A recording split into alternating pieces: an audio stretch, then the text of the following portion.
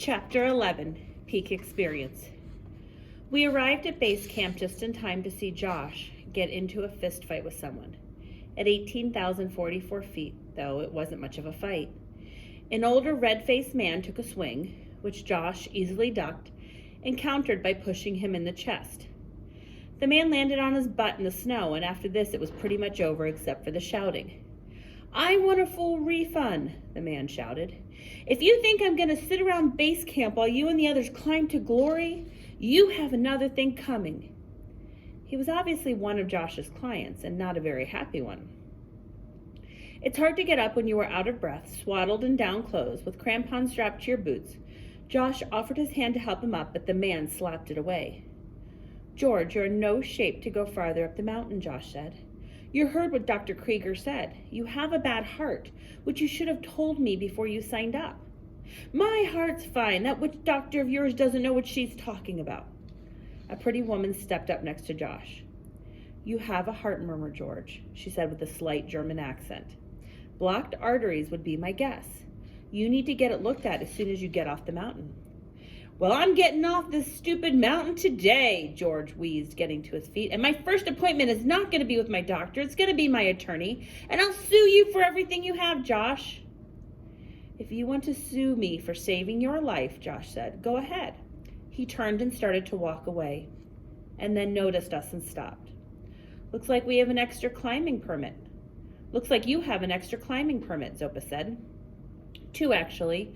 We had a woman leave 2 days ago, hacking up her larynx. Apparently I'm responsible because she's threatening to sue me too." Josh looked at me. The beard he had cut off for an arraignment was growing back in nicely. "So how was it?" he asked. "It was good." He looked at Zopa. "Can he make it up the mountain?" Zopa shrugged. Josh glanced over the truck where Sanjo, Yogi, and Yash were standing. "Do you have room to take George back down?" Zopa nodded.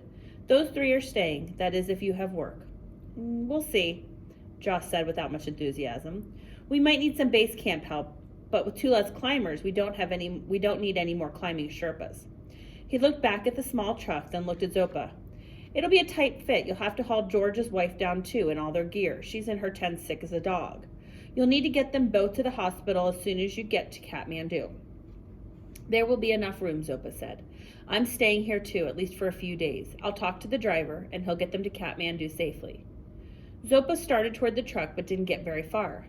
A jeep came roaring up and skidded to a stop, blocking his path.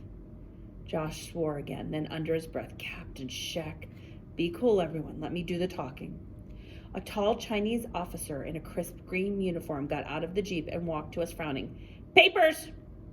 "Good afternoon," Josh said with a smile. "No one go until I see papers." "Of course," Josh said. But the captain was too late. Sanjo, Yogi, and Yash were already gone. Poof. "Show him your visa and passport." I dug them out of my pack and handed them over. Captain Scheck carefully scrutinized them, glancing between me and the photo. "You climb?" "He's my son," Josh answered. "He's on my climbing permit." "Last name don't match?"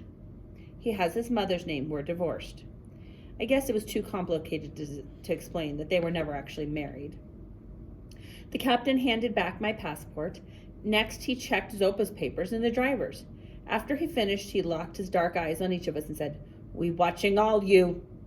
He climbed back into the jeep and drove away. "He's not kidding about that," Josh said. "Captain Scheck and his men are always watching." He pointed to a small rise with a ramshackle building on top of it. "They have a spotting scope up there, and the rumor is he has night vision equipment as well.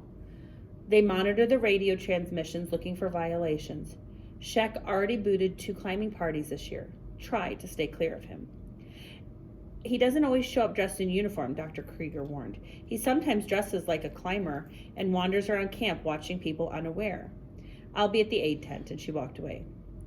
"What do you think of base camp so far?" Josh asked. Because of the argument and Captain Scheck, I hadn't paid any attention to the camp.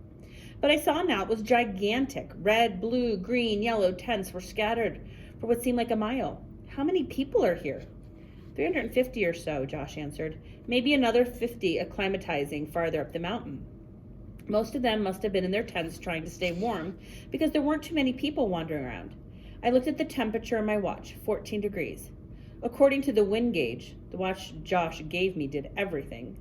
The wind was blowing 10 miles an hour, which brought the temperature down to 3 degrees above zero. Josh looked me over. You breathing okay? Any problems on the way up? Both were good questions, considering this was only the second time I'd been this high on a mountain. The summer before I'd almost made it to the top of Mount McKinley in Alaska. We were at 18,000 feet, 2,000 feet short of the summit, when our guide turned us back because of weather. I've had a headache for the past 2 days, I said, but it's going away. Josh pointed at George, who returned to his tent and was angrily packing his gear. My headache's going away too, he said, pointing at George. At least one of them. He looked over at the truck. Sunjo and the brothers had reappeared and were helping Zopa unload. Who's the kid? His name's Sunjo. Is he with Zopa? Yeah. Interesting, he said. Did Zopa tell you he was going to stay at base camp for a few days? I shook my head. Like you said, Zopa doesn't talk much. Yeah, well, he's up to something. Like what?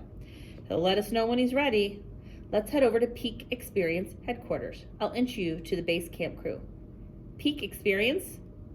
I didn't name it after you exactly, Josh admitted, but I probably should have. What are you talking about?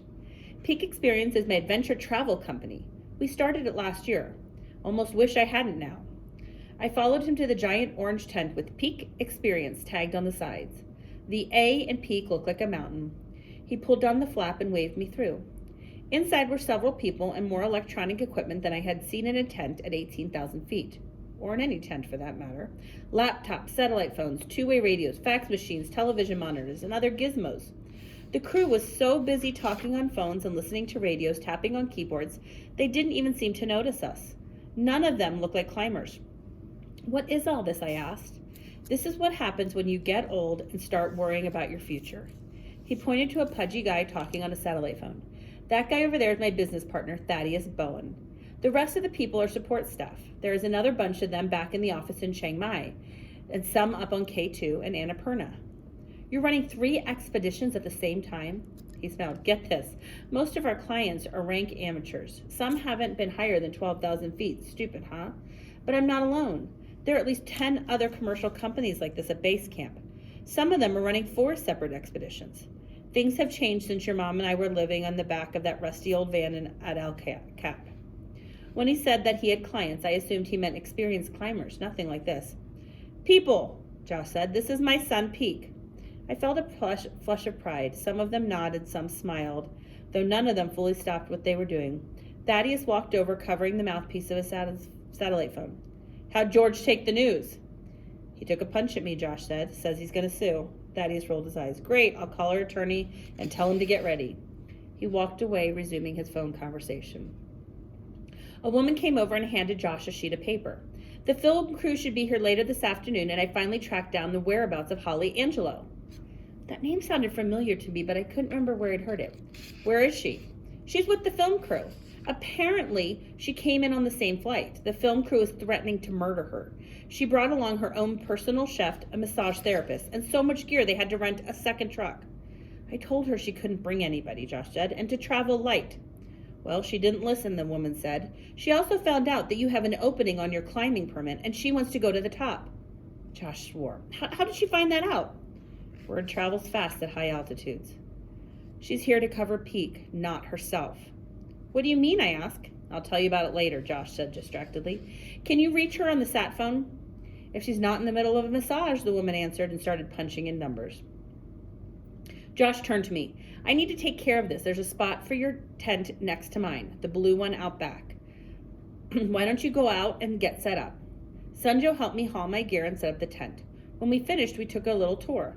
Now, you might be thinking that base camp on Everest would be like the most pristine place on Earth. But actually, they have to watch where you step. And here's a tip. Avoid digging up yellow snow to melt for your drinking water. At 10 degrees below zero, no one strays very far from the tent to take care of business.